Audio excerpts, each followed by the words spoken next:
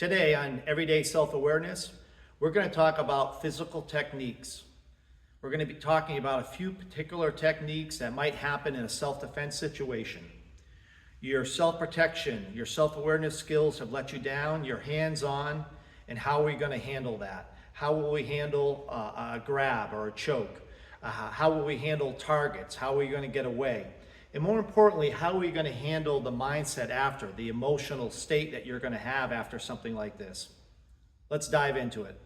Now, these examples we're going to be talking about today, it's not an instructional video. It's a mindset that we're going to be discussing. And this is important. We've got to start with mindset. Let's start with something like a simple grab, a choke, or somebody pinning you up against a wall. These things are pretty scary. Okay, it can take away your breathing, it can take away your balance. All these things are crucial to regaining and getting away from somebody. We've got to make sure that we get into a position when we get pinned up against a wall or on the ground that we can regain our posture, our stance, our ability to move. And once we get away from those particular positions of control, we want to just get away. We're not looking to dominate somebody. Even if you can escape from one of those chokes or a grab, it's not about turning around and going back at the person. Even if you think that you have that ability, you want to get away. Remember that. You're always looking for an escape route. Now let's talk about some targets. But I want to start out by saying this and reminding you all. This is about self-defense. If we're hands-on, this is a real bad situation. We're really in fear of our life. Somebody is really trying to do bodily harm to us, okay? I want to be very clear. This is not something to be taken lightly. So the first target I always teach everybody are eyes. They're a soft tissue area. If I can blind somebody, I can get away. And remember, this is important. I'm looking for an exit. So the eyes, if we can get to them, they're a great target. The throat, the same thing. If I can get to that, I'm looking for a situation or the ability to exit that situation, okay? Next one would be the groin. And the one after that, if you have the ability, is to get to a knee, okay? A low kick to a knee or something along those lines, okay?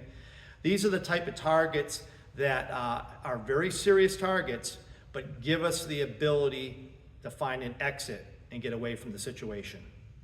So when it does come to self-defense situations, self-defense decisions happen really fast, but the outcome will last a long time. So there's a lot of things to be considered here. The emotional part of it, okay? The law, okay?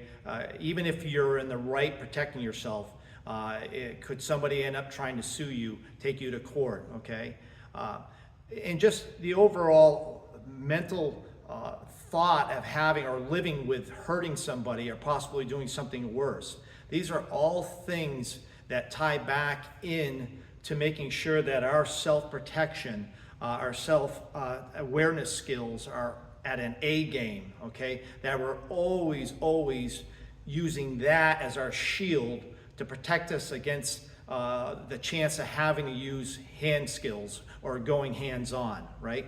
So these are all things, and I've talked about this before, making sure we're doing mental reps and thinking about them constantly to keep ourselves out of these type of situations.